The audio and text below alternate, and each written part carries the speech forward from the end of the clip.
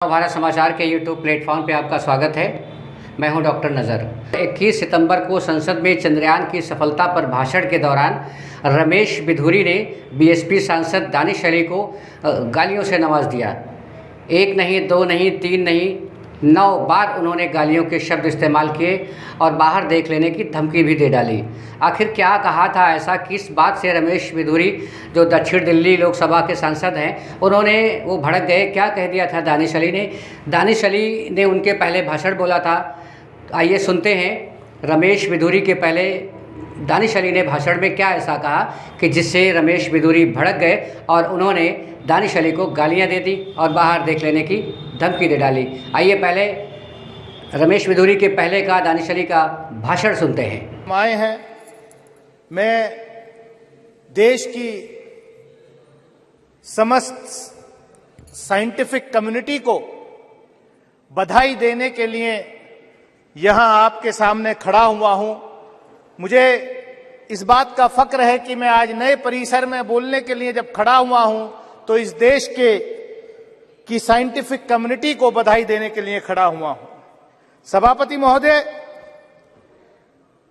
Governance एक continuous process है और मैं सुबह से बैठ करके अपनी आदत के मुताबिक, भले ही मुझे बोलना हो सदन में या नहीं, लेकिन मैं लगातार सदन में बैठने की कोशिश करता हूं।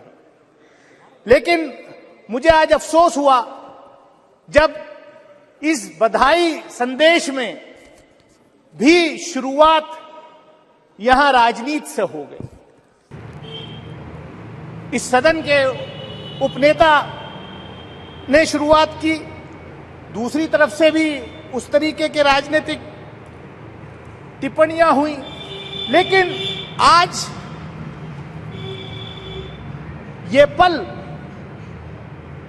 इस देश के सभी साइंटिस्ट को, इसरो में जो काम कर रहे हैं, जिन्होंने आज हमारा सीना चौड़ा किया कि दुनिया के अंदर हम पहला देश बने कि मून के साउथ पोल पर सॉफ्ट लैंडिंग हुई चंद्रयान 3 की। उसके साथ साथ कहीं ना कहीं देश भर के साइंटिस्ट अलग अलग इंस्टीट्यूशन से जो पढ़ के आए हैं, उनका मैं भी उसमें पीछे नहीं रहना चाहता। मेरी कॉन्स्टिट्यूएंसी के भी कई बच्चों का उसके लॉन्चिंग पैड के, चंद्रयान के लॉन्चिंग पैड में उनका योगदान रहा है।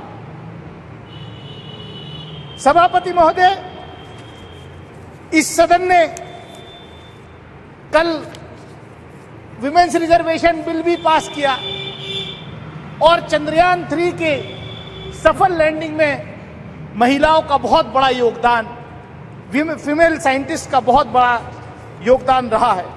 मैं पढ़ रहा था कि किस तरीके से तमिलनाडु की एक बहन फातिमा शाजी, जो इस प्रोजेक्ट में जिसका बहुत बड़ा योगदान है, कितने गरीब परिवार से आती थी और ये इसलिए संभव हुआ कि हमारे देश के पहले प्रधानमंत्री से लेकर के मौजूदा प्रधानमंत्री तक कंटिन्यूअस इस क्षेत्र में इसरो को बढ़ावा देने में जो है कहीं पीछे नहीं रहे।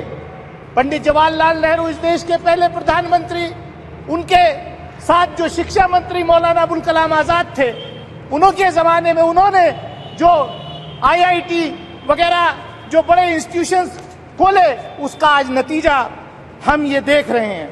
लेकिन यहां पर जो बात हो रही है थी कि ये सिर्फ इसी सरकार में संभव हुआ है। मैं बधाई देना चाहता हूं प्रधानमंत्री आदरणीय नरेंद्र मोदी जी को कि वो इतने लकी प्रधानमंत्री हैं कि पिछले प्रधानमंत्रियों के डाले हुए दाने, बोए हुए बीज की फसल काटने का मौका आज उनको मिल रहा है। ये अच्छी बात है, लेकिन ये भी सच्चाई है कि पिछले बजट में इसरो का 8% एलोकेशन बजट में कम हुआ है।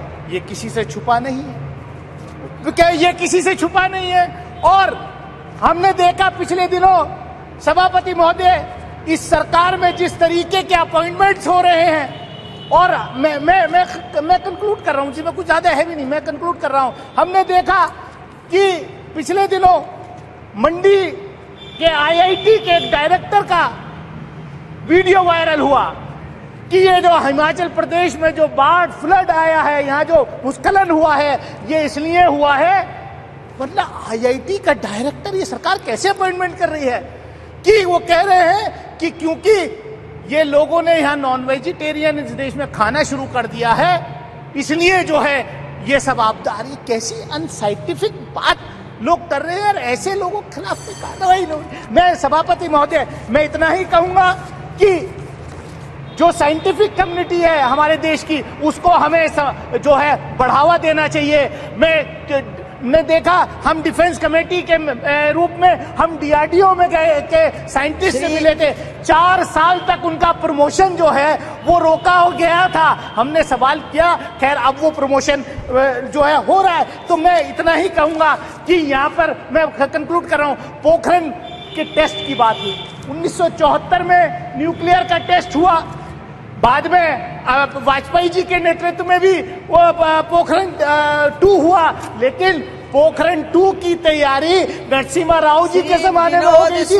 मैं रिकॉर्ड पे कह सकता हूं कि देवेगौड़ा जी जब प्रधानमंत्री थे, फाइल आई थी उनके पास, लेकिन उनको एडवाइस किया गया, नहीं साहब हम करेंगे। श्री विनोद सोनकर धन्यवाद जी। सभापति महोदय। महोदया, मैं अपने को सौभाग्यशाली मानता हूं कि इस नए संसद भवन में जो आने वाले युगों तक देश। दोस्तों बने रहिए हमारे साथ, देखते रहिए नवभारत समाचार। अगर ये वीडियो अच्छा लगा हो तो चैनल को सब्सक्राइब ज़रूर कर लीजिए और दोस्तों को भी शेयर कर दीजिए। नमस्कार।